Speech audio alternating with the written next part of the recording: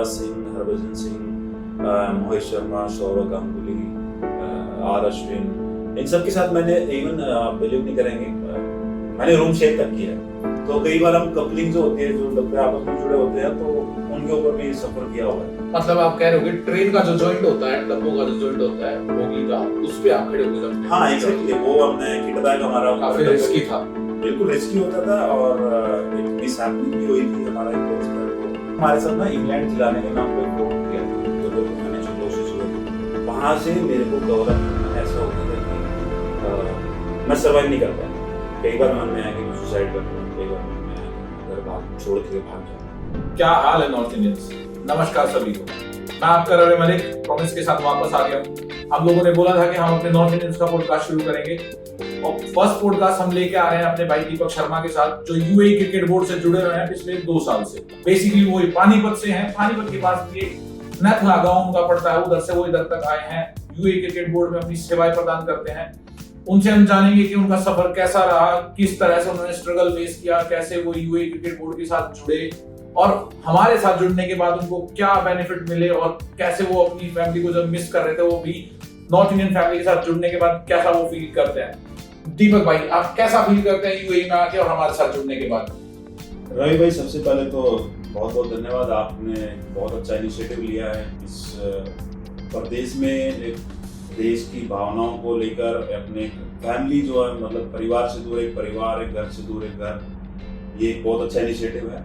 और रही मेरी जर्नी की बात, काफ़ी जो भी रहेगा अभी आपके शो के दौरान सारी चीज़ें आपके साथ शेयर की जाएंगी। ठीक है दीपक भाई, हम सबसे पहले आपके बारे में जानना चाहते हैं कि आपका सब परिवार के बारे में, आपके बचपन के बारे में, आपका बचपन कैसा था, परिवार की सपोर्टिव हालत क्या थी। मतलब आपका ना जो शुरुआत होती है किसी इंसान की, मतलब अगर हम किसी से बात करें तो सबसे पहले शुरुआत होती है बचपन से और परिवार से। हम आपके बचपन और परिवार के बारे में जानना पसंद करेंगे कि भाई आपका परिवार कैसा था। जैसे देखिए, अब हम एक गांव से बिलोंग करते हैं और गांव में ना बहुत सारी चीजें ऐसी होती हैं जिन चीजों को हम, जिनकी सुविधा हमें मिल नहीं पाती।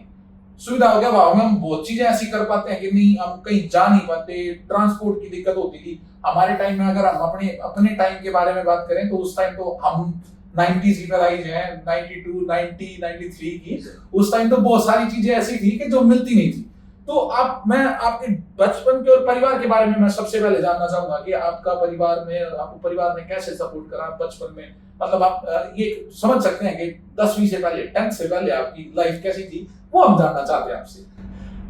सबसे पहले तो मैं आपको बताना चाहूँगा, मैं ज़्यादा पढ़ा लिखा नहीं हूँ। मैंने 10वीं पास कर रखी है और 12th के भी एग्जाम दिए थे, बट उसमें पास नहीं हो पाया। देखो भाई, ये ना पढ़ाई वाली बात तो एक तरफ रह जाती है। जीवन बहुत सही है, अगर आप क्रिकेट में हो, क्रिकेट बहुत कम पढ़ाई मांगता है, आपका टैलेंट मांगता है क्रिकेट।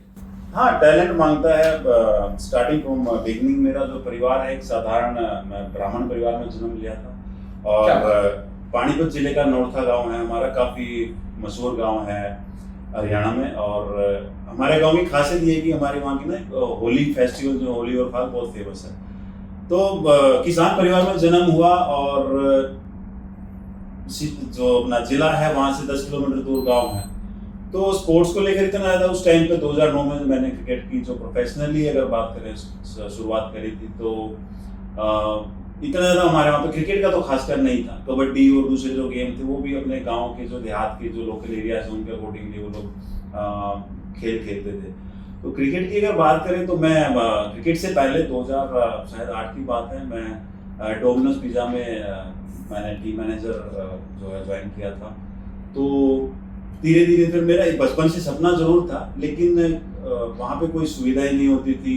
टेनिस बॉल से क्रिकेट खेलने जाते थे, हार्ड बॉल आती थी। हाँ, मैं समझ सकता हूँ, दोनों सेम बैकग्राउंड से आते हैं। तो हम लोग कई बार तो कपड़े वाली गेंद से खेल रहे थे। हाँ, टेनिस बॉल, कपड़े वाली बॉल, तो वो हार्ड बॉल होती थी। और एक जो आज हॉकी में जो बॉल होती है, व्हाइट बॉल, कोरक वाली, इसको कोरक वाली, वो बॉल से क्रिकेट जो हमारे से बड़े लोग थे जो क्रिकेट खेलते थे।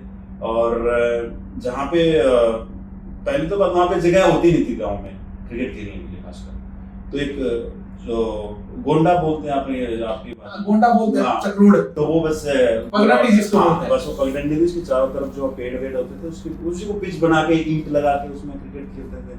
तो मेरे को ना बेसिकली मेरे को बैटिंग नहीं कराई जाती थी उसमें। उसमें क्या होता था कि फील्डिंग के लिए मेरी फील्डिंग अच्छी थी, फील्डिंग कराने के लिए मेरी जगह बैटिंग कोई और करता था, बॉलिंग कोई और करता था। तो ऐसे फिर मैं धीरे धीरे मैंने सोचा मैं कि यार क्रिकेटर बनना जाए। सपने में टीवी में हम देखते थे, सचिन को देखते थे, जो भी उस टाइम पे प्लेयर खेलते थे इंटरनेशनल उनको देखते थे। वर्ल्ड कप शायद 2003 की बात है, तो इंडिया टीम ने उस टाइम पे फाइनल खेला था आई थिंक ऑस्ट्रेलिया के अगेंस्ट, कुछ ज़्यादा उम्र नहीं थी। तो वहाँ से मैंने सोचा था कि यार क्रिकेटर बनना जाए। तो जर्नी चलती गई। फिर डोमिनोज पिज़्ज़ा में मेरी एक्चुअली मैनेजर के साथ एक दिन बातचीत खराब हो गई, तो मैंने उनको बोल दिया मैं क्रिकेट में सिलेक्ट हो गया, मैं चाह रहा हूँ छोड़। तो हालांकि ऐसा कुछ हुआ नहीं था। फिर मैंने रिजाइन करने के बाद, वहाँ से छोड़ने के बाद फिर सोचा कि यार चला है। मैं दिल्ली वहाँ से निकला। दिल्ली आने के बाद कश्मीरी गेट में अकेडमी है, उस टाइम पे विजय दहिया इंडिया की टीम खेल रहे थे। ओके। तो उनकी एकेडमी मैंने ज्वाइन करी। तो 6 महीने हम जो है, वो मेरा स्ट्रगल जो था ना, वो मेरा लाइफ का ऐसा एक्सपीरियंस था जो मुझे और ज़्यादा मोटिवेट करने वाला था। तो दीपक भाई, हमने आपके बचपन के बारे में, जर्नी के बारे में थोड़ा जाना। अब मेरे पास काफी सारे सवाल हैं, मैं पूछना चाह रहा हूँ। आप पानीपत से निकल के यूएई क्रिकेट बोर्ड तक अगर आप पहुंचे हो तो कैसे पहुंचे हो, कहाँ आपने खेला और क्या स्ट्रगल आपने सबसे ज्यादा फेस करा? मेरा स्ट्रगल जो शुरुआत हुई थी वो 2009 में प्रोफेशनल क्रिकेट जब मैंने स्टार्ट करी थी। तो विजय दहिया क्रिकेट एकेडमी है, उस टाइम पे विजय दहिया इंडिया के लिए क्रिकेट खेलते थे, तो वो ज्वाइन करी। उसके बाद हमारा जो during the Vijay Dahiya cricket academy हमारा जो रहता था, पानीपत से दिल्ली हम पैसेंजर ट्रेन में भीड़ में किट बैग के साथ ट्रैवल करते थे। और उसके बाद कश्मीरी गेट उतरने के बाद फिर जो है अपने किट बैग के साथ 2 किलोमीटर चल के सेंट स्टीफन ग्राउंड में जाते थे। और कई बार क्या होता था कि ट्रेन में ना जगह नहीं होती थी। अब लोकल ट्रेन आप जानते हो, लोकल ट्रेनों में सीट्स नहीं होती, जगह नहीं बिल्कुल होती। बिल्कुल। तो कई बार हम कपलिंग जो होती है, जो डब्बे आपस में जुड़े होते हैं, तो उनके ऊपर भी सफर किया हुआ है। मतलब आप कह रहे हो कि ट्रेन का जो जॉइंट होता है, डब्बों का जो जॉइंट होता है, बोगी का, उस पे आप खड़े होके जाते हैं। हाँ एग्जैक्टली, वो हमने किट बैग हमारा काफी रिस्की था। बिल्कुल रिस्की होता था। और एक मिस हैपनिंग भी हुई थी। हमारा एक दोस्त है, वो उस टाइम पर जो है, हालांकि ट्रेन इतनी ज़्यादा स्पीड में नहीं थी, वो गिर गया था, पर उसको सर्वाइव कर गया था। तो वो वहाँ से फिर ओवरऑल मेरे को अभी क्रिकेट खेलते हुए 16 साल हो गए हैं। 2009 में स्टार्ट करने के बाद फिर मैं 2 साल पंजाब एग्रीकल्चर यूनिवर्सिटी की तरफ से खेला। फिर उसके बाद मैं दिल्ली मूव किया। दिल्ली में मैं 13 साल क्रिकेट खेली। और 13 साल की जो जर्नी मेरी रही, मैं IPL का नेट बॉलर रहा और DDC अंडर-23 का कैंप किया। हरियाणा से पटौदी ट्रॉफी मैंने खेली। और ICC वर्ल्ड कप जो 2016 में इंडिया में हुआ था, उसमें नेट बॉलर भी मैं रहा था। पाकिस्तान, न्यूजीलैंड और ऑस्ट्रेलिया, इन तीनों टीमों को हम बॉलिंग कराने के लिए मोहाली गए थे। ठीक है, तो चलो, ये तो आपका काफी स्ट्रगल भरा रहा। इसके अलावा आपने मेरे को बोला कि आपने 10th के बाद 12th किया और फिर आप पास आउट नहीं कर पाए। वो आपको कहीं, आपका लगता है कि आपकी 12th की जो क्लासेस थी वो आपको कहीं लगता है कि भाई कमी थी, या फिर आपको वो करना चाहिए था, या अभी ऐसा कुछ फील होता है कि भाई मैं कर लेता तो कुछ अच्छा होता, या आप अपने जो 10th वाला पास आउट है, आप 10th क्लास से सेटिस्फाई हैं? कैसे उसको आप क्या देखते हैं? देखिए, मैं मानता हूँ नियति जो भी आपके लिए निर्धारित करती है वो पहले से प्री प्लान होता है। हम तो सिर्फ एक जरिया होते हैं, हमें जो उसके अकॉर्डिंगली काम करना होता है। हम जब +2 में थे ITI में, तो वहाँ भी हम इतना ज़्यादा पढ़ाई पे ध्यान नहीं देते थे। हमारे जो टीचर होते थे वो भी हमें बोलते थे तुम खेलो बर्बाद होना, तुम खेल के बर्बाद हो जाओ। तो वो हमें खेलने के लिए कभी नहीं रोकते थे। वहाँ से फिर हम क्रिकेट खेलने की और ज़्यादा पैशनेट होते गए। फिर धीरे धीरे जो जर्नी है वो चलती गई। और कुछ एक दौर ऐसा भी आया कि जहाँ पे मतलब मेरे परिवार को एक इज्जत, अपने हरियाणा में क्या होता है कि हमारी जो पगड़ी होती है, इज्जत होती है, वो बचाना बहुत ज़रूरी होता है। एक इंसिडेंट मैं आपको बताता हूँ। हम 5-6 लड़के होते थे एक ग्रुप के। तो एक बंदा हमें दिल्ली का मिला था, उसका नाम जहीर था। मुझे कोई दिक्कत नहीं है उसका नाम डिस्क्लोज करने में, जहीर नाम था उस बंदे का। तो उसने हमारे साथ ना इंग्लैंड खिलाने के नाम पे फ्रॉड किया था। तो उसमें 22-23 लाख रुपए हम 5-6 लड़कों के लिए थे। तो उसमें बीच में जो मेरा मेन था, क्योंकि वो लोग मेरे को जानते थे, हमने उनको पैसे दे दिए, लेकिन आगे से वो बंदा पैसे लेके भाग गया। तो मेरे फादर का, मैं आज भी, हालांकि फादर के साथ हमारा रिलेशन थोड़ा सा ठीक नहीं है, तो वो एक ऐसा दौर था जहाँ पे मेरे फादर ने एक इज्जत बचाने के लिए जमीन जो होती है हमारी माँ के समान होती थी, तो उस 1 एकड़ जमीन मेरे नाम जो आती थी, टोटल हमारे 2 भाइयों का 2 एकड़ जमीन आती, तो वो जमीन बेच कर हमने वो पैसा जो हमारा डूबा था 22-23 लाख रुपए, वो उन लोगों के दिए थे, उन लड़कों के दिए थे। और उसके बाद फिर मैंने और सोचा था, मैं कह चलो ये तो तेरा चला गया। इसके बाद फिर मैं और ज्यादा पैशनेट हो गया, मैं फिर डेडिकेटेड हो के फिर मैंने अपनी चीज को सोचा कि अब मेरे पास खोने के लिए कुछ नहीं है, अब जितना भी करना अचीव करना है।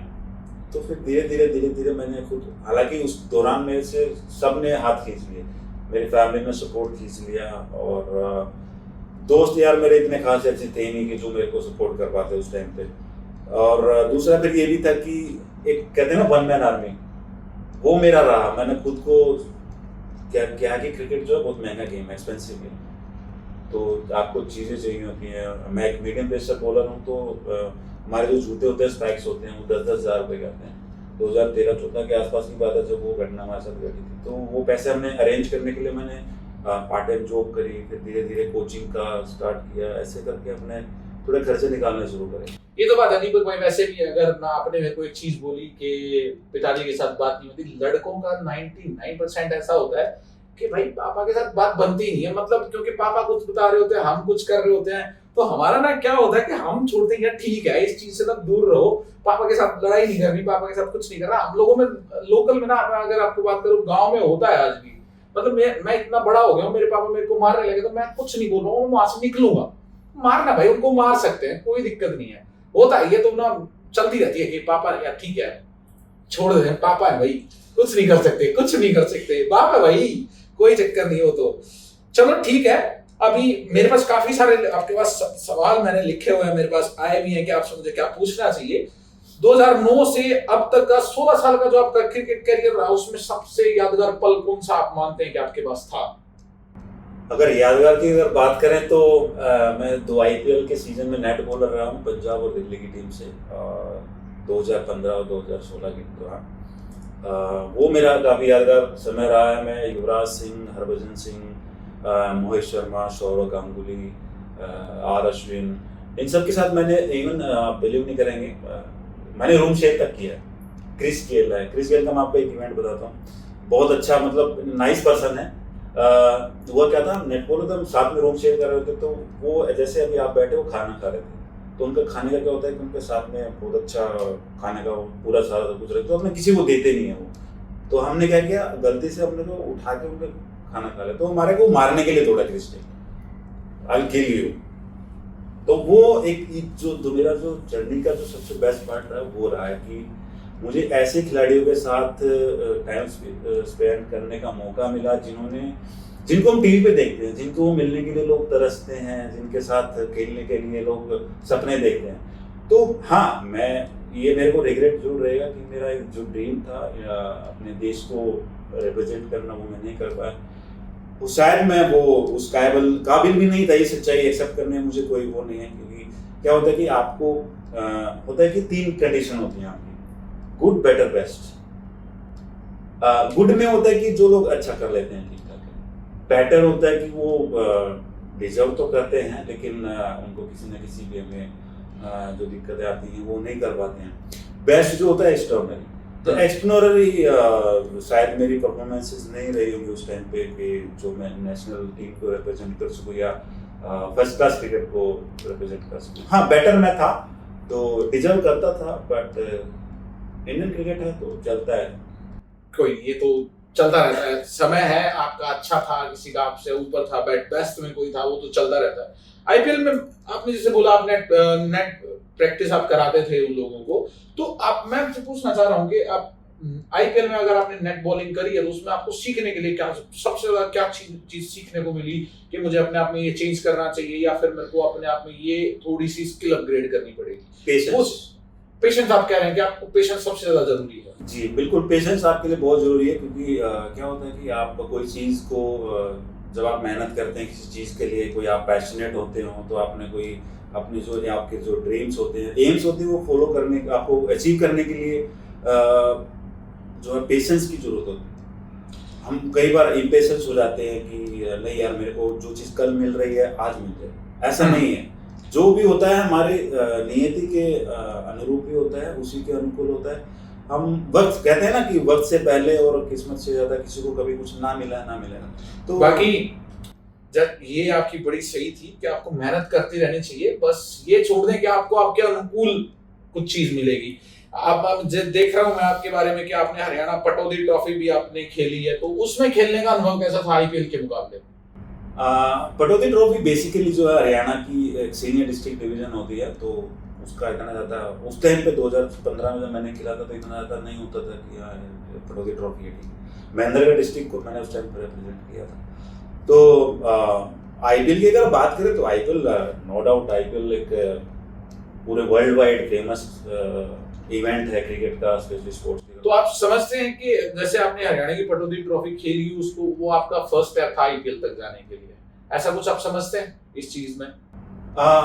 कह सकते हैं, बट उससे पहले मैंने डीडीसी की डिस्ट्रिक्ट लीग भी खेली है 2013-14 के दौरान, 12 में खेली है। मेरे साथ तो ऐसे ऐसे इवेंट हुए हैं कि आप क्रिकेट को अगर नॉलेज रखते हैं तो आप हंसेंगे उस चीज़ को लेकर। एक हमारे दोस्त कह लो, कोच कह लो, होता था कि उस टाइम पे डीडीसी क्लब में खेलता था, क्लब का नाम था शायद रहमान क्रिकेट क्लब, और हमारा मैच था बापरोला दिल्ली में। बापरोला जी। तो वो मैच में क्या होता, सुपर सब उस टाइम पे क्रिकेट में नया नया आया था। अच्छा। तो सुपर सब में क्या हुआ था कि हमारी टीम के 7-8 बैट्समैन जो है आउट हो चुके थे। मुझे कोच ने बोला, कोच कप्तान ही था वो जो टीम उस टाइम पे चला रहा था, तो उसने बोला कि मैंने ना बात कर ली है और अगर टीम 10 आउट भी हो जाएंगे तो तेरे को बैटिंग पे भेज। अच्छा। मैंने सोचा, मैं कह रही प्रोफेशनल क्रिकेट है, इसमें तो पॉसिबल नहीं है क्योंकि बीसीसीआई का ऑफिशियल टूर्नामेंट था। तो फिर भी मैंने मैच ठीक है। तो धीरे धीरे 7-8 आउट हुए, 9 आउट हुए, टीम ऑल आउट हो। तो उस बंदे ने मतलब ऐसी सीख दी मुझे कि वो मेरे को लगा कि नहीं यार, वो यहाँ लगी इनफैक्ट कि इस प्रोफेशनल लेवल में यहाँ पे इस तरह के लोग होते हैं जो आपको मिसयूज करते हैं, आपका फायदा उठाते हैं नाजायज तौर पे। खैर ये सब जो चीजें आपने वहां झेली, अब मैं आपसे पूछना चाह रहा हूँ थोड़ा यूए क्रिकेट बोर्ड के बारे में। अब आप यूए क्रिकेट बोर्ड के साथ अब आप ए डिवीजन के खिलाड़ी के तौर पर आप खेल रहे हैं, how you feel when you are a player of A division in UAE cricket? Before going to A division, ये क्रेडिट मैं देना चाहूँगा, एक इंसान है पूरी जो मेरे को यहाँ पे जिस लेवल पे मैं आज हूँ यूए क्रिकेट बोर्ड में, वो सुनील भाई राणा है। वो हमारे करनाल डिस्ट्रिक्ट से हैं। इसके पीछे भी बहुत अच्छा एक इंटरेस्टिंग इवेंट है। हुआ ये था कि मैं 2022 की बात है, 2022-23 की, तो वहाँ पे दिल्ली में घेवरा जगह, वहाँ पे क्रिकेट एकेडमी, हमारी 6 एकेडमी चलाता था मैं कोविड से पहले। तो कोविड में क्या हुआ कि वो कोविड आने से एकेडमी वगैरह बंद होगी, तो उस दौरान मैंने कोचिंग के कोर्स वगैरह क्रिकेट ऑस्ट्रेलिया से करे, आईसीसी से करे, तो और उस दौरान मैंने डीडीसी का स्टेट पैनल अंपायरिंग का कोर्स भी कर लिया। तो क्रिकेट एकेडमी मेरी चल रही थी। तो मनोज भाई शर्मा है, वो इधर दुबई में ही, यहाँ यूएई में उनका बेटा क्रिकेट खेलता था, रशिद नाम है शायद उसका। तो उनसे मैंने बात कर रहा था पिच रोलिंग के टाइम पे। मैं कहा यार मनोज भाई ऐसे ऐसे बात है, मैं बहुत सर्वाइव कर रहा हूँ, बड़ा मुश्किल हो रहा है। तो उन्होंने मेरे को बोला कि यार एक काम कर, तो दुबई चला जाएगा। मैं कहा दुबई चला जाऊँगा। तो उन्होंने मेरे को सुनील राणा का नंबर दिया, इससे बात करो, अपने करनाल के ही और लोकल है, तो आपको सपोर्ट करें। तो मैंने राणा भाई को बात करी, तो उन्होंने बोला कि दीपक एक काम कर भाई, ठीक है तू अपना लोकल आदमी है, मैं कोशिश करूँगा जितना भी हो सकेगा तेरे लिए करूँगा। तो विजिट वीजा पर उन्होंने बोला कि विजिट पे आना 2 महीने, अगर तेरे को लगे कि हाँ आप यहाँ पे सर्वाइव कर सकते हो, तो आप स्टे कर सकते हो, आप इस चीज़ों को एडजस्ट करके, तो आप कर लेना। तो उन्होंने मेरे को यहाँ आने के बाद, मैं 14 सितंबर 2023 को मैं यहाँ पे आया था, मेरे को डेट से एग्जैक्टली याद है। यहाँ आने के बाद उन्होंने मेरा सारा अरेंजमेंट ऑलरेडी किया होता, रहने का, खाने का। धीरे धीरे उन्होंने फिर मेरे को काउंसिल में अंपायर के तौर पर रिपोर्ट किया। काउंसिल में अंपायरिंग करने के दौरान फिर यूएई क्रिकेट बोर्ड से एंटी करप्शन एक यूनिट उस टाइम पे फॉर्म हुई थी, तो उन्होंने मेरा रिकमेंडेशन भेजा था। ये आज मैं ऑन कैमरा बता रहा हूँ कि राणा भाई उनका बहुत मतलब ये एहसान कह लीजिए, एक ऐसी चीज़ मेरे को दे दी उन्होंने जो क्रिकेट में शायद ही किसी के पास हो, क्योंकि एक ऐसी होती है कि आफ्टर पुलिस आपका एक रोब ऐसा होता है, रुतबा ऐसा होता है कि पुलिस से ज़्यादा आपसे डरते हैं। तो एंटी करप्शन में उन्होंने मेरे को रेकमेंड करके काउंसिल, आजमान क्रिकेट काउंसिल की तरफ से भेजा। और साथ में सैफ भाई हैं, वो डायरेक्टर हैं आजमान क्रिकेट काउंसिल, उनका भी काफ़ी रोल रहा है मेरे को यहाँ तक लाने के लिए। अब आती है बात मेरी division A as a player की, तो 2 साल मेरे को ऑलमोस्ट यहाँ पे यूएई में हो गए हैं क्रिकेट खेलते हुए। एक साल मैंने हायरिंग करी। यहाँ पे क्या होता है कि वीज़ा बहुत महंगा है। हम मिडिल क्लास से आते हैं, बैकग्राउंड हमारा इतना ज़्यादा स्ट्रॉन्ग नहीं है, बैकअप नहीं है, तो फिर वो वीज़ा वगैरह में अपना लेने के बाद जो है सारी चीज़ें जो फॉर्मेलिटीज अकॉर्डिंगली होती हैं वो पूरी करने के बाद फिर एंटी करप्शन जो यूनिट है यूएई क्रिकेट बोर्ड की वो ज्वाइन की, 5 दिन की हमारी ट्रेनिंग होगी। तो अब ये कि एंटी करप्शन जो डिपार्टमेंट है जो हम देखते हैं, हम सभी खिलाड़ियों को जो मैच के दौरान लाइव मैच जो होते हैं उन मैचेस के दौरान प्लेयरों को मॉनिटर करना होता है, कोई प्लेयर कोई इलीगल एक्टिविटीज में इन्वॉल्व ना हो। तो ये एक ऐसी मेरी अचीवमेंट मैं कहूँगा मेरे को, it is more than playing than international. Anti corruption cricket board के साथ आप काम करते हैं, ये कितना चैलेंजिंग आपके लिए है कि हम अपने जो देखने वाले हैं उनको ये बताना चाहते हैं कि एंटी करप्शन में काम करना कितना चैलेंजिंग है। काफी सारी चीजें आपने ऑलरेडी बता दी, चैलेंजेस आपको क्या फेस करने पड़े आपके, मैं एक दो आपको जो लगता है वो बताना चाहिए कि आप मुझे बता सकते हैं, ऑन कैमरा आप बताना चाहते हैं। चैलेंजेस का ये होता है कि सबसे पहले तो जैसे एक हमारा पीएमओ एरिया होता है, players and match official area होता है। तो जब भी कोई भी एक मैच ऑफिशियल या कोई एक प्लेयर तो एक पर्टिकुलर एक एरिया हम बना देते हैं, तो उसमें जब कोई एंटर करते हैं तो पीएमओ एक्टिवेट हो जाता है, और उसमें एंटर करने के तुरंत बाद आपको जो है आपके कम्युनिकेशन डिवाइस होते हैं, लाइक मोबाइल है, ईयरबड्स हैं, आपके स्मार्ट वॉच है, इलेक्ट्रॉनिक डिवाइस, कम्युनिकेशन डिवाइस जिससे आप कम्युनिकेट कर सकें जी। तो वो प्लेयर्स और मैच ऑफिसर, उसमें मैच के अंपायर्स भी आते हैं, ऑफिशियल आते हैं, सारी चीजें जो भी उस मैच के जो इन्वॉल्व है उस मैच में। तो वो एक पर्टिकुलर एरिया में एंटर करने के बाद आपको सबमिट करना। हमारे लिए चैलेंजेस ये होते हैं कि कोई प्लेयर क्या होता है कि बैग में रख के लेके चला गया, कोई किसी के पास 2 डिवाइस होते हैं कि वो 2 डिवाइस में से एक डिवाइस उसने सबमिट कर दिया, दूसरा। तो ये चीज़ें होती हैं, ये चीज़ें हमें काफ़ी फाइंड आउट करना पड़ता है, फिगर आउट करना पड़ता है, उनको मॉनिटर करना पड़ता है, लगातार राउंड्स लगाने पड़ते हैं, और ड्यूरिंग द मैच भी हमें जो है उनको ऑब्जर्व करना पड़ता है कि कोई ऐसी एक्टिविटी वो ड्यूरिंग द मैच ना कर रहे हो कि जिससे लगे कि वो उन्होंने कोई रूल ब्रेक कर रहे हैं या फिर इलीगल एक्टिविटी को एक्टिविटीज में वो लोग इन्वॉल्व। एंटी करप्शन का तो आपने बता दिया कि उनके साथ आपने कैसा काम करा, आपने फिर क्रिकेट अंपायर की भी भूमिका निभाई है। क्रिकेट अंपायर बनना आपको कितना अच्छा लगता है कि क्या वही आपके पास पूरे मैच की रिस्पॉन्सिबिलिटी है, पूरा का पूरा आपके ऊपर डिपेंड करता है, कोई आउट है नहीं है, नो बॉल है, क्या है, पूरा का पूरा मतलब एक मैच एक तरीके से पूरा अंपायर के ऊपर डिपेंड करता है काफी कुछ हद तक। तो आपको उस भूमिका में रहना और वो भूमिका आपको मिली कैसे, वो आप उसके बारे में मैं आपसे जानना चाहता हूँ थोड़ा। सबसे पहले अंपायरिंग जो होता है ना, अंपायर जो होता है एक मैच का सोल जज होता है, पूरा का पूरा मैच जो है अंपायरिंग के राउंड अबाउट ही घूमता है। सारी रिस्पॉन्सिबिलिटी मैच को कंडक्ट करने की, सक्सेसफुली और पीसफुली उसको ऑर्गेनाइज कराने की जिम्मेवारी अंपायर के ऊपर होती है। रही बात अंपायरिंग के, जो अगर मैं चैलेंजेस की बात करूं तो इसमें ना क्रिकेट में क्या होता है कि डिवीजन क्रिकेट है यहाँ पे, यूएई क्रिकेट बोर्ड की अगर बात करें, यूएई की स्पेशली बात करें तो यहाँ पे सी डिवीजन सबसे टफ होता है। सी डिवीजन में कॉर्पोरेट के लोग होते हैं, पेड क्रिकेट होती है, तो वो लोग इतना अंपायर को इतना रिस्पेक्ट भी नहीं देते टू बी फ्रैंक आपको बताऊं। अच्छा, professional cricket is totally different than this C division. हाँ, ये कि आपको सीखने को बहुत कुछ मिलता है, आपके जो डिसीजंस होते हैं आपको प्रैक्टिस कराने के काफ़ी ज़्यादा, आपको मोटिवेट करने के लिए, आपको सीखने के लिए बहुत कुछ चीज़ें मिलती हैं। ठीक है, ये तो आपका क्रिकेट का रहा। उसके बाद मेरे को आपका बहुत ही एक इंटरेस्टिंग, आपको भारत से जोड़ने वाली चीजें, इंडिया से जोड़ने वाली चीजें थी कि आप अखिल भारतीय ब्राह्मण संघ को शुरू करने की आपको प्रेरणा मिली या आपके उसके सदस्य थे। इन संगठनों के में जुड़ने का आपका मुख्य उद्देश्य, विजन, आपका मतलब सोच क्या थी उन लोगों से जुड़ने की? मतलब एक तरफ आप क्रिकेट में गए हुए हैं, दूसरी तरफ आप बिल्कुल टोटली अपोजिट चीजों में जाके, मतलब अपोजिट मैं नहीं बोलना चाहूंगा क्योंकि वो अगर मैं भारत की बात करूं वो चीजें एक कॉमन चीज है वहां पे इन चीजों को कैसे ऐसे कोई गलत तरीके से या फिर कोई आप कह सकते हैं आक्रामक चीजों में या फिर नॉन वायलेंस चीजों में उनको अकाउंट नहीं करते। तो आप उधर कैसे गए? देखिए, मैं इस चीज़ को, मेरी जो इंस्पिरेशन मिली मुझे, मैं आरएसएस का सदस्य भी हूँ और ये मेरे को जो पॉइंट मिला था आरएसएस से ही मिला था। तो एक हमारे आरएसएस की मीटिंग थी, तो उसमें मैंने देखा कि हम सामाजिक तौर पे भी हमारे कुछ फर्ज हैं जो हम इंसानों के लिए कर सकते हैं। तो मैंने दो अपनी जो फॉर्म किए थे संगठन, अखिल भारतीय सनातन धर्म रक्षा संघ के नाम से है और अखिल भारतीय ब्राह्मण संघ। ब्राह्मण संघ हमारे पर्टिकुलर एक ब्राह्मण कम्युनिटी के लिए, और सनातन धर्म हिंदू रक्षा संघ हमारा जो है सनातन संस्कृति को बढ़ाने के लिए, प्रचार प्रसार करने के लिए मैंने इस इनिशिएटिव को लिया था। ये 2019 में मैंने फॉर्म किया था और आज पूरे भारत में 13 राज्यों में ये एक्टिव है।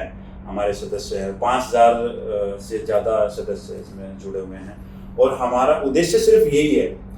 हम देखिए, हर धर्म का हम सम्मान करते हैं और हम अपने धर्म को बचाने के लिए, प्रचार उसका करने के लिए, बढ़ाने के लिए, क्योंकि हमारी संस्कृति जो हम वेस्टर्न कल्चर को हम काफ़ी लेवल तक अडॉप्ट कर चुके हैं, तो हमारी संस्कृति को बचाने के लिए मेरा एक जो ड्रीम है ना, वो मेरा ये है कि मैंने एक चीज़ और सोची है। अखिल भारतीय सनातन संस्कृति विश्वविद्यालय का मेरा एक सपना है, अगर वो पूरा हो जाए, जिसमें हमारी वैदिक संस्कृति के जितने भी कोर्सेज हैं वो वहाँ पे कराए जाएं और जो हमारी संस्कृति है उसको ग्लोबल लेवल पे हम उसको कैसे लेके जाएं, तो उस दिशा में काम करने के लिए मैंने ये काम किए, जो फॉर्म किए थे, संगठन बनाए थे। और दूसरा फिर ये कि कोई भी ज़रूरतमंद, किसी को भी किसी भी स्तर पे अगर सहायता की ज़रूरत होती है तो हम अपने जितने भी हमारे 13 राज्यों में सदस्य हैं, कार्यकर्ता हैं, सभी को हम संदेश भेज देते हैं।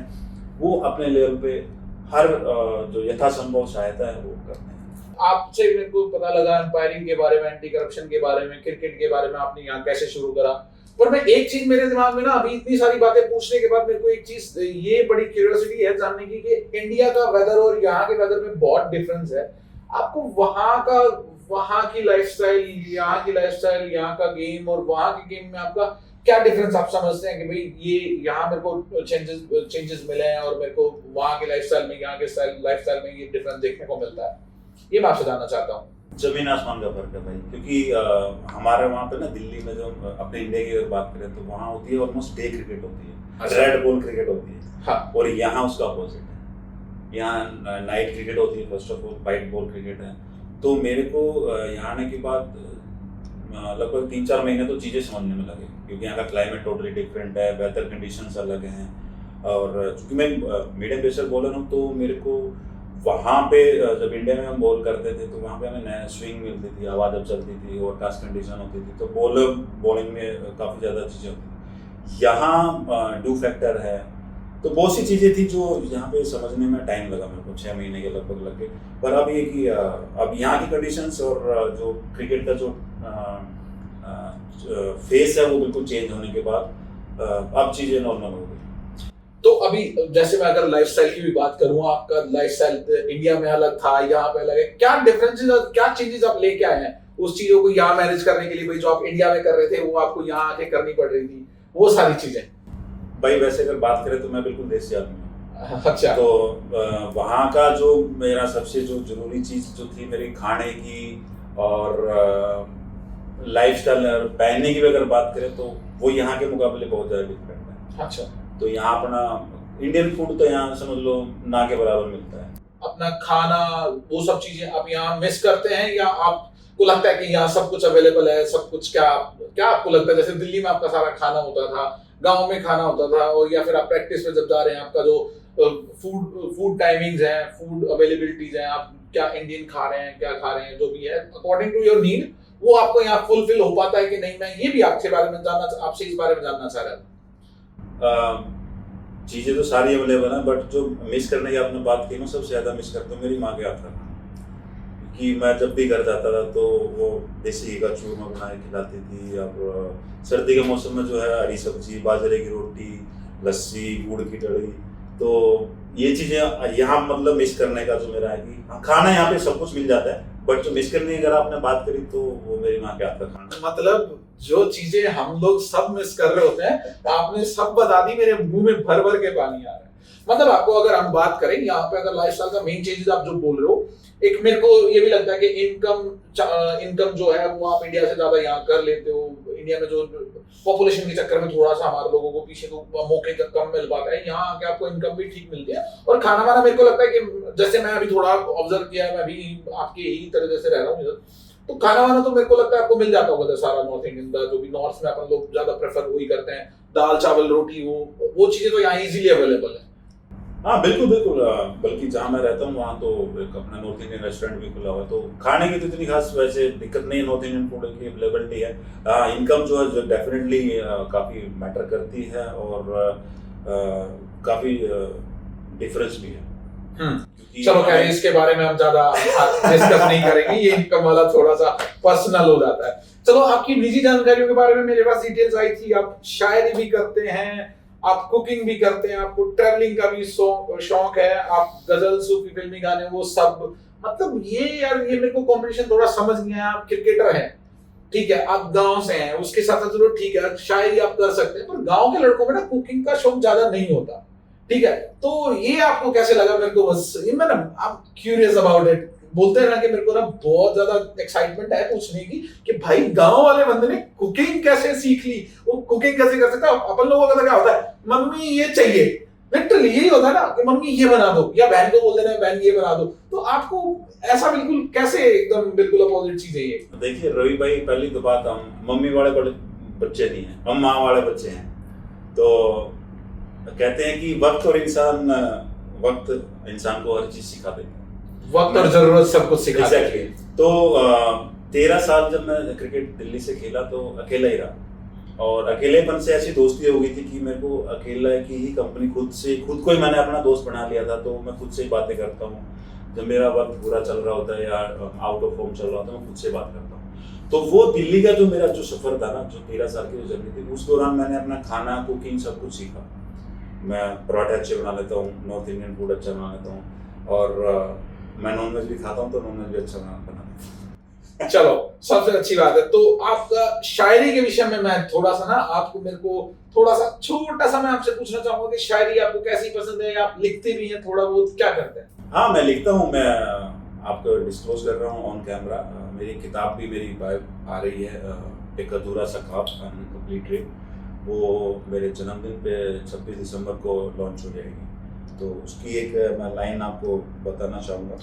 सबसे पहले आपकी लाइन सुनने से पहले मैं आपको बधाई देना चाहता हूँ कि आपने इतने छोटे से टाइम में अपनी किताब भी आप करके बैठे हैं। इवन इन लोगों में मतलब आपके पास क्रिकेट भी है, आप खाना भी बनाते हैं, आप शायरी भी है, आप किताब को भी लेकर आ रहे हैं। भाई सब लोगों से मैं हाथ जोड़ के विनती कर रहा हूँ, भाई हमारे भाई का जो है ना, अभी इन्होंने कुछ मेरे को खास बताया नहीं है, बट फिर भी मैं ना अपनी तरफ से मैं एक्साइटेड हो गया सुन के ही, इसीलिए मैं उनको बीच में रोक के मैं कह रहा हूँ कि जो इनकी बुक आ रही है ना, प्लीज आएगी, जब मैं पक्का आप लोगों को इन्फॉर्म करूंगा उसके बारे में, जरूर एक बार देखें कि भाई दीपक भाई ने क्या उस बुक में लिखा है, क्या अपनी क्रिएटिविटी उसमें दिखाई है, क्या उसमें सब कुछ आपको सीखने के लिए या फिर शायरी वगैरह सब कुछ उसमें मिलेगा। तो हम ये प्रमोशनल नहीं समझे आप, ये थोड़ी सी ना एक्साइटमेंट है मेरी कि मैं नॉर्थ इंडियंस के साथ बैठा हूँ, अपने भाई के साथ बैठा हूँ, मैं इन लोगों के लिए काम कर रहा हूँ, अपने लिए काम कर रहा हूँ, तो खुद से ना एक्साइटमेंट आती है कि हाँ इसने कुछ अच्छा किया है तो मैं उसको बोलूं। तो आपको दीपक भाई कह रहे थे कि आपने कुछ लिखा है उस बुक की, 2-4 लाइन आप बोलने वाले थे, तो आप प्लीज ऑडियंस जो है वो सुनना चाहती है। बिल्कुल हाँ बिल्कुल बिल्कुल, मैं जरूर बताना चाहूँगा, सुनाना चाहूँगा। आप अपना फोन ले सकते हैं ऊपर। हाँ क्योंकि मेरी ना मैं आपको बताऊँ बात, मेरी एक छोटी सी प्रॉब्लम भी है शॉर्ट टर्म मेमोरी की, तो मैं आप गजनी हैं एग्जैक्टली मैं सुनाना चाहूँगा। वो ना रखना चाहता है ना ही छोड़ता है, वो ना रखना चाहता है ना ही छोड़ता है, मेरा महबूब मुझे कतरा कतरा तोड़ता है। क्या बात है, ये तो भाई आपने ना आज के टाइम की एक्चुअल बात बोल दी है कि कोई किसी को छोड़ता नहीं है, किसी के साथ रहना नहीं चाहता है, पर हाँ उसने उसका जान निकाल के रखा। बिल्कुल, वो ना रखना चाहता है और ना ही छोड़ता है, मेरा महबूब मुझे कतरा कतरा तोड़ता है। क्या बात है, खुद अकड़ में रहता है, वाह, खुद अकड़ में रहता है और हर बार मुझे ही मोड़ता है। क्या बात है, क्या बात है, दिल को छूने वाली और आज की सच्चाई। उसे मालूम है मैं जी नहीं सकता उसके बिना, उसे मालूम है मैं जी नहीं सकता उसके बिना, वाह, इसलिए वो मुझे धीरे धीरे जोड़ता है। क्या बात है, क्या बात है। लास्ट लाइन क्या आपने लिखी है कि धीरे धीरे जोड़ता है। मेरे को लग रहा है कुछ लोग इस चीज से रिलेट कर भी पा रहे होंगे। मैं दीपक भाई से फिर से बोलूंगा कि मैंने बहुत इंटरप्ट करा है, वो एक बार इसको पूरा बोले। इस सच में आज के टाइम की सच्चाई है। दीपक भाई आप फिर से ये चीज आप मेरे को एक बार पढ़ के बोले कि लोगों को रिलेट होएगा इस चीज से। सच है ये, और मैं आपको आपकी जानकारी के लिए बता दूं, मेरी उम्र 32 साल के आसपास हो गई है। आप बिलीव नहीं करेंगे, उम्र से ज्यादा तजुर्बे लेके घूम रहे हैं हमारे साथ हमारे भाई। तजुर्बे देखिए, इंसान को वक्त और इंसान सब कुछ सिखा देता है, आपको उसके अनुसार आपको ढाल देता है, बना देता है। तो एक बार फिर से मैं दोबारा से वो लाइनें आपको बोलना चाहूंगा, तो सुनाना चाहूंगा कि वो ना रखना चाहता है ना ही छोड़ता है। कि वो रखना चाहता है ना वो छोड़ना चाहता है, क्या बात है। वो ना रखना चाहता है और ना ही छोड़ता है, मेरा महबूब मुझे कतरा कतरा तोड़ता है। वाह। खुद अकड़ में रहता है, खुद अकड़ में रहता है, खुद अकड़ में रहता है और हर बार मुझे ही मोड़ता है। क्या बात है, समझिएगा अर्थ को इसके। उसे मालूम है मैं जी नहीं सकता उसके बिना, उसे मालूम है मैं जी नहीं सकता उसके बिना, इसीलिए वो मुझे धीरे धीरे जोड़ता है। वो ना रखना चाहता है और ना ही छोड़ता है, क्या मेरा महबूब मुझे कतरा कतरा तो। क्या बात है दीपक भाई, दिल को छूने वाली लाइन है। इसको पक्का हम रिकॉर्ड करेंगे किसी के साथ मिलकर। आपकी शायरी के बाद मेरे को एक और चीज आपके बारे में पता लगी कि आपको एंकरिंग करना भी पसंद है, शो होस्ट करना पसंद है। तो आप किस टाइप का शो होस्ट करना पसंद करते हैं? आपने कोई शो होस्ट करा हो उसके बारे में आप बताएं। हाँ, मैं एक्चुअली क्रिकेट की कमेंट्री भी करता हूँ, ऑन एयर भी मैंने ऑल इंडिया रेडियो पे कमेंट्री की हुई है। और शो की अगर बात करें तो इवेंट के कोई भी इवेंट होते हैं, एक नेपाल में इवेंट हुआ था, उसको मैंने होस्ट किया था, अवार्ड सेरेमनी थी। और ये चीज़ें एक्चुअली क्या है कि हमारी जो क्रिकेट की जो लाइन है ना, उसमें होती हैं आपको, क्योंकि एज अ प्लेयर तो आपकी एक पर्टिकुलर एज होती है 30-35, उसके बाद फिर आपको दूसरी लाइन चेंज करने से अच्छा है कि आप अपनी उसी लाइन को मेंटेन करें। ठीक है, चलो ये भी बड़ा सही था। अब आपकी लाइफ के चैलेंजेस के बारे में आपसे बात करते हैं। व्यक्तिगत विचार और भविष्य आपका क्या है, ये मैं जानना चाह रहा हूँ।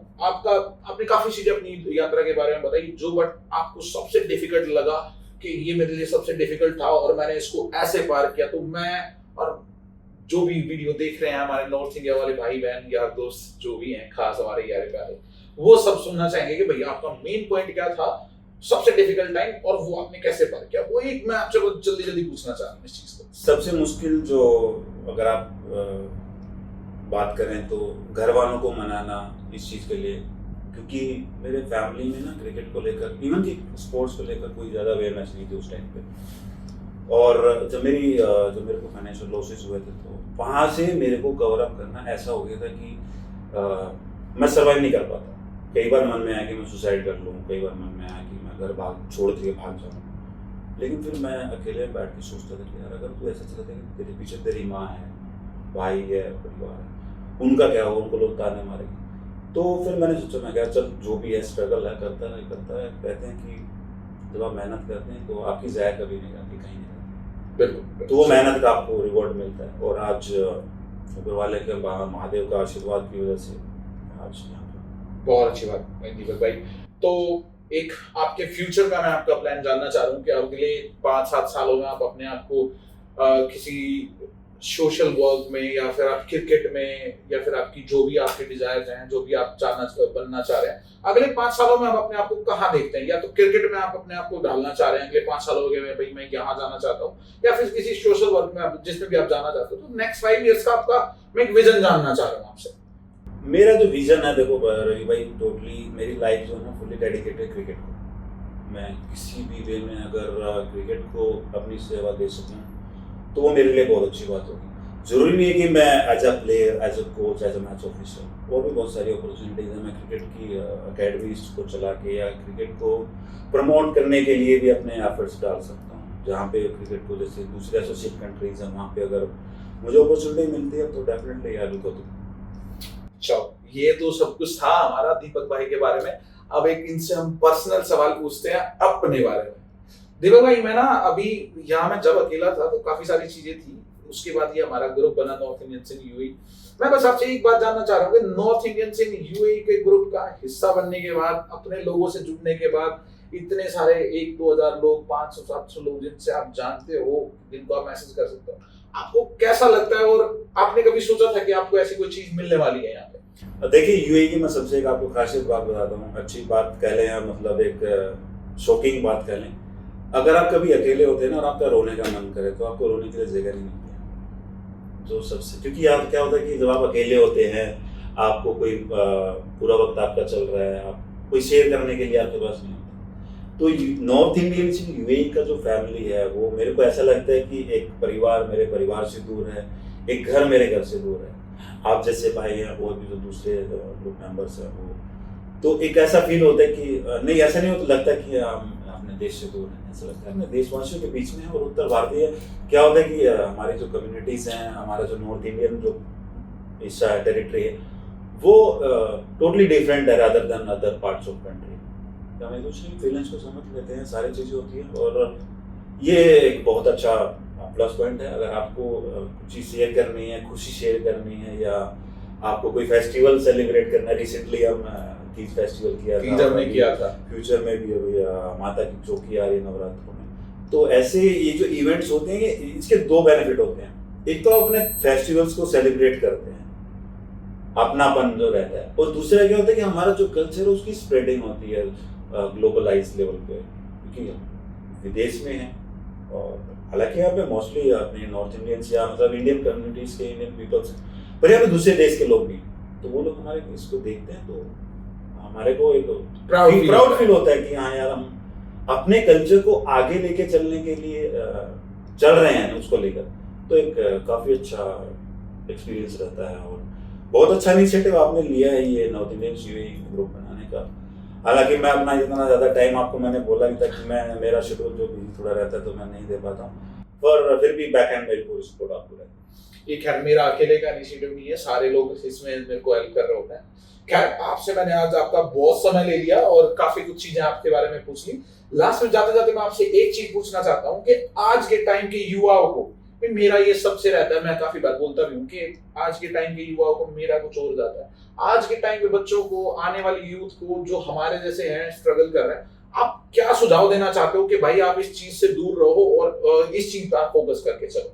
ये मैं आपसे जानना चाहता हूँ कि भाई हमारे बच्चों को, जो आने वाली पीढ़ी है या फिर हमारे साथ वाले हैं, उनको आप क्या संदेश देना चाहते हो? मैं जो भी हमारे जो युवा हैं, जो यूथ हैं, उनको एक सबसे पहला जो मैसेज ये देना चाहूँगा कि आप हमेशा अपने पेरेंट्स को जो वो बोलते हैं उनको फॉलो करें, क्योंकि आपके पेरेंट्स ने जो वक्त देखा है ना, जो दौर उन्होंने देखा है, जो परिस्थितियां उन्होंने झेली हैं, जो सर्कमस्टेंसेस उन्होंने फेस किए हैं, वो उनका एक्सपीरियंस ही आपको बताते हैं। उनको कभी नेगेटिव ना लें, उनको पॉजिटिवली उनको अडॉप्ट करें। और माँ बाप कहते हैं कि कभी किसी के गलत नहीं बोलते, कभी किसी को गलत नहीं, अपने बच्चे को तो खास कर वो नहीं चाहेंगे कि किसी का अपने बच्चे का गलत हो।